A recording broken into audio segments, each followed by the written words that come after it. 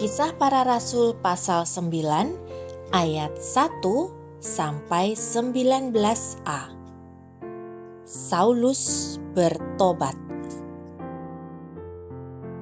Sementara itu berkobar-kobar hati Saulus untuk mengancam dan membunuh murid-murid Tuhan. Ia menghadap imam besar dan meminta surat kuasa daripadanya untuk dibawa kepada majelis-majelis Yahudi di Damsyik, supaya jika ia menemukan laki-laki atau perempuan yang mengikuti jalan Tuhan, ia menangkap mereka dan membawa mereka ke Yerusalem. Dalam perjalanannya ke Damsyik, ketika ia sudah dekat kota itu, tiba-tiba cahaya memancar dari langit mengelilingi dia. Ia rebah ke tanah dan kedengaranlah olehnya suatu suara yang berkata kepadanya, "Saulus, Saulus, mengapakah engkau menganiaya aku?" Jawab Saulus, "Siapakah engkau Tuhan?" Katanya, "Akulah Yesus yang kau aniaya itu. Tetapi bangunlah dan pergilah ke dalam kota di sana, akan dikatakan kepadamu apa yang harus kau perbuat." Maka termangu-mangulah teman-temannya seperjalanan, karena mereka memang mendengar suara itu, tetapi tidak melihat seorang juga pun. Saulus bangun dan berdiri, lalu membuka matanya, tetapi ia tidak dapat melihat apa-apa.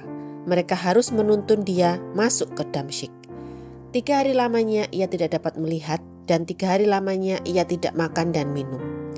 Di Damsyik ada seorang murid Tuhan bernama Ananias. Firman Tuhan kepadanya dalam suatu penglihatan. "Ananias," jawabnya, "Ini aku Tuhan." Firman Tuhan, "Mari, pergilah ke jalan yang bernama Jalan Lurus, dan carilah di rumah Yudas seorang dari Tarsus yang bernama Saulus. Ia sekarang berdoa." Dan dalam suatu penglihatan ia melihat bahwa seorang yang bernama Ananias masuk ke dalam dan menumpangkan tangannya ke atasnya supaya ia dapat melihat lagi. Jawab Ananias, "Tuhan, dari banyak orang telah kudengar tentang orang itu, betapa banyaknya kejahatan yang dilakukannya terhadap orang-orang kudus-Mu di Yerusalem. Dan ia datang kemari dengan kuasa penuh dari imam-imam kepala untuk menangkap semua orang yang memanggil nama-Mu. Tetapi firman Tuhan kepadanya, 'Pergilah, sebab orang ini adalah alat pilihan bagiku untuk memberitakan namaku kepada bangsa-bangsa lain serta raja-raja dan orang-orang Israel. Aku sendiri akan menunjukkan kepadanya betapa banyak penderitaan yang harus ia tanggung oleh karena namaku.' Lalu pergilah Ananias ke situ dan masuk ke rumah itu. Ia menumpangkan tangannya ke atas Saulus, katanya, 'Saulus, saudaraku, Tuhan Yesus yang telah menampakkan diri kepadamu di jalan yang engkau lalui, telah menyuruh aku kepadamu supaya engkau dapat melihat lagi dan penuh dengan Roh Kudus.' Dan seketika itu juga seolah-olah selaput gugur dari matanya, sehingga ia dapat melihat lagi. Ia bangun lalu dibaptis, dan setelah ia makan pulihlah kekuatannya." Ayat 19b sampai 31. Saulus dalam lingkungan saudara-saudara. Saulus tinggal beberapa hari bersama-sama dengan murid-murid di Damsyik. Ketika itu juga ia memberitakan Yesus di rumah-rumah ibadat dan mengatakan bahwa Yesus adalah anak Allah. Semua orang yang mendengar hal itu heran dan berkata, "Bukankah dia ini yang di Yerusalem mau membinasakan barang siapa yang memanggil nama Yesus ini? Dan bukankah ia datang ke sini dengan maksud untuk menangkap dan membawa mereka ke hadapan imam-imam kepala?" Akan tetapi Saulus semakin besar pengaruhnya dan ia membingungkan orang-orang Yahudi yang tinggal di Damsyik, karena ia membuktikan bahwa Yesus adalah Mesias. Beberapa hari kemudian orang Yahudi merundingkan suatu rencana untuk membunuh Saulus. Tetapi maksud jahat itu diketahui oleh Saulus. Siang malam orang-orang Yahudi mengawal semua pintu gerbang kota supaya dapat membunuh dia. Sungguh pun demikian, pada suatu malam murid-muridnya mengambilnya dan menurunkannya dari atas tembok kota dalam sebuah keranjang. Setibanya di Yerusalem, Saulus mencoba menggabungkan diri kepada murid-murid, tetapi semuanya takut kepadanya, karena mereka tidak dapat percaya bahwa ia juga seorang murid.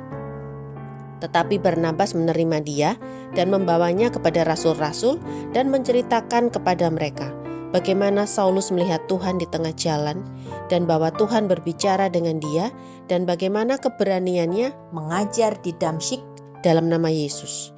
Dan Saulus tetap bersama-sama dengan mereka di Yerusalem dan dengan keberanian mengajar dalam nama Tuhan. Ia juga berbicara dan bersoal jawab dengan orang-orang Yahudi yang berbahasa Yunani, tetapi mereka itu berusaha membunuh dia. Akan tetapi setelah hal itu diketahui oleh saudara-saudara anggota jemaat, mereka membawa dia ke Kaisarea dan dari situ membantu dia ke Tarsus. Selama beberapa waktu jemaat di seluruh Yudea, Galilea, dan Samaria berada dalam keadaan damai. Jemaat itu dibangun dan hidup dalam takut akan Tuhan. Jumlahnya makin bertambah besar oleh pertolongan dan penghiburan Roh Kudus.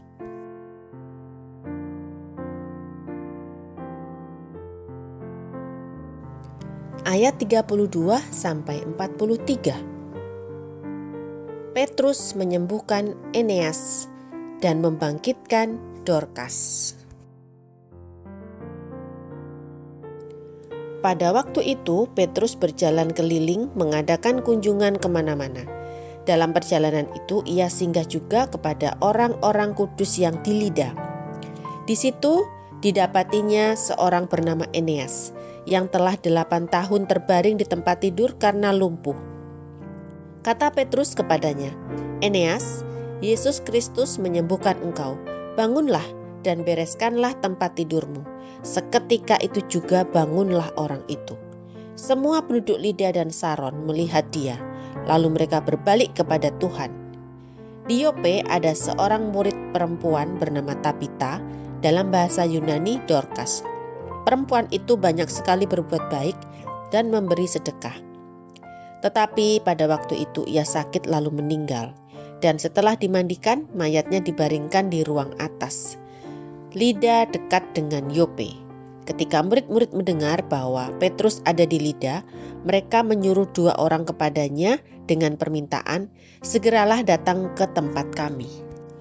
Maka berkemaslah Petrus dan berangkat bersama-sama dengan mereka. Setelah sampai di sana, ia dibawa ke ruang atas dan semua janda datang berdiri dekatnya dan sambil menangis mereka menunjukkan kepadanya semua baju dan pakaian yang dibuat Dorkas waktu ia masih hidup. Tetapi Petrus menyuruh mereka semua keluar. Lalu ia berlutut dan berdoa. Kemudian ia berpaling ke mayat itu dan berkata, "Tabita, bangkitlah."